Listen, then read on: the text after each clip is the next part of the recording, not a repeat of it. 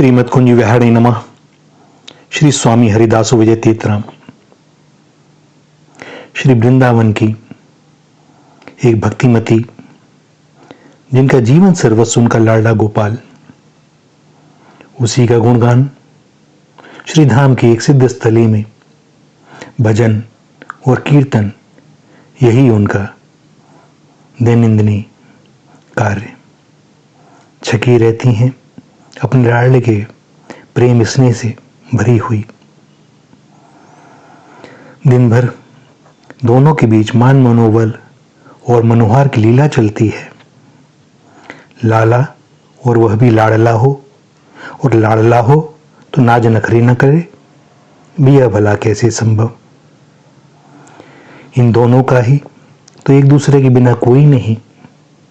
सुपरस्पर तकरार, स्नेह, रूठना, मनाना सब चलता रहता है, और वक्त समय कब निकल जाता है दोनों को ही पता नहीं चलता। करीब 6 वर्ष पूर्व उन्होंने अपनी लाला का विवाह किया। दास को भी पूर्व से ही स्नेह आमंत्रण दिया, किंतु हाय रे प्रारब्ध, विशेष अस्वस्थता के कारण सुदूर चिकित्सालय में स्वास्थ्य लाभ के कारण विवाह में सम्मिलित न हो सका। लाला का विवाह, लाडली का विवाह श्री जी के संग। लग्न लिखी गई, बारात गई, रथ जगा हुआ, भव्य प्रीति भोज हुआ, विदा हुई और आ गई सुकुमारी नवल किशोरी अपने प्राण धन के साथ श्रीधाम वृंदावन।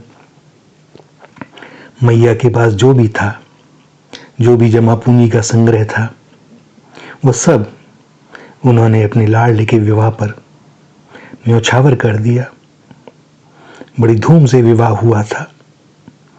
कई बैंड, कितने ही लोग, जो भी भव्य आयोजन हो सकता था वह मां ने किया।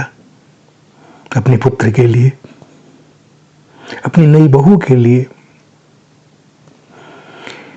करीब 1 वर्ष बीतने के बाद, अर्थात 5 वर्ष पूर्व, एक दिन भार्या के साथ लाला की नवविवाहिता के मुख दर्शन का सौभाग्य प्राप्त हुआ। ऐसी लजीली सुकुमारी, नेत्र झुके हुए, अद्भुत अंग कांति, जहां शब्द अपने अर्थ खो देते हैं तो नेत्र बोलते हैं प्रेमाश्रुओं को छलकाते हुए। उनके श्री चरणों को पखारने की इस दास की सामर्थ्य कहां, पात्रता कहां। सो धो रहता रहा अश्रुजल से स्वयं की ही देह को। संभव है उनके सम्मुख अश्रु स्नान से हो जाए कुछ पावन, और यह भी हो ना हो, कोई अंतर नहीं पड़ता। सत्य तो यह है कि विवश हूं उनकी अगाध कृपा से। नेत्र ग्लानि से भर गए। मेरे चाहने ना चाहने से अब उन्हें कोई अंतर नहीं पड़ता। नेत्र अपने होने को सफल कर रहे हैं, कृतज्ञ हैं वे, छलक रहे हैं अश्रु स्वतः ही। और जब वे सम्मुख हों तो इंद्रियां भी देह का साथ छोड़ देती हैं। कुछ काल में चेत हुआ, विवश होकर कहना पड़ा उन भक्तिमती से, आप कुछ भी कहो, किंतु श्री जी की छठा कांति के सम्मुख आपको लाला नेक हल्को पड़ रहा है। मुस्कुरा दी वे। संभवतः उस समय मुझसे कुछ कहना उन्हें असंगत प्रतीत हुआ हो। इसके बाद 2-3 दिन पूर्व एक स्नेही संत का अकस्मात कुटिया में आगमन हुआ। भार्या ने उनसे प्रार्थना की कि वे उन भक्तिमती को अपने साथ, उनके पुत्र वधू के साथ प्रिया कुंज की इस कुटिया पर लेवा लावें। प्रिया प्रीतम और उनकी मैया को तो कोई संत ही ला सकता है ना। सो उन्हें यह भार सौंपकर हम निश्चिंत हुए। उन्होंने भी शहर स्वीकार कर लिया। इस भार को मुदित होकर, प्रफुल्लित होकर 2-3 दिन बाद उन्होंने सूचित किया कि हम कल आवेंगे। मध्याह्न में पधारे सभी।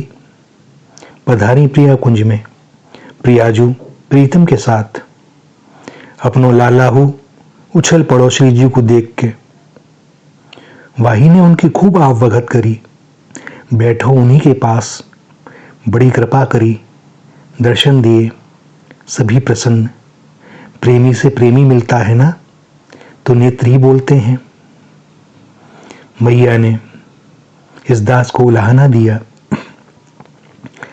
कहा, वादिन लाला मुझसे खूब लड़ो, रूठ गयो, कपड़ा नहीं पहने, स्वेटर नहीं पहने, टोपा नहीं पहने, बार बार कहे कि अरे मैया उनने मोते बुद्धू कह गई।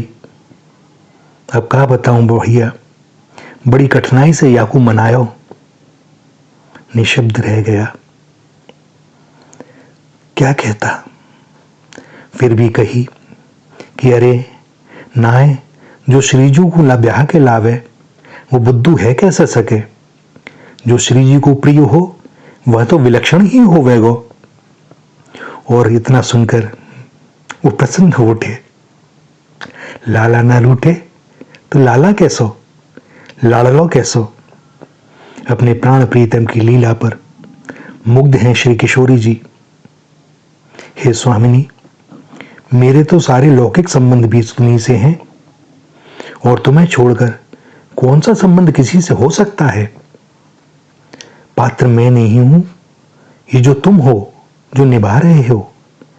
क्या कहूं, क्या कह सकता हूं, क्या है जो तुम्हें विदित नहीं। इन अश्रुओं के अतिरिक्त अपने पास है ही क्या, और ये भी कब मेरे वश में निकलते हैं तुम्हारी ही कृपा से। हे प्रियाजू, हे श्यामा श्याम, नित्य दर्शन हो, नित्य प्रेमाशुओं से स्नान हो, नित्य नवीन लीला हो। श्री राधा, श्री राधा, श्री राधा।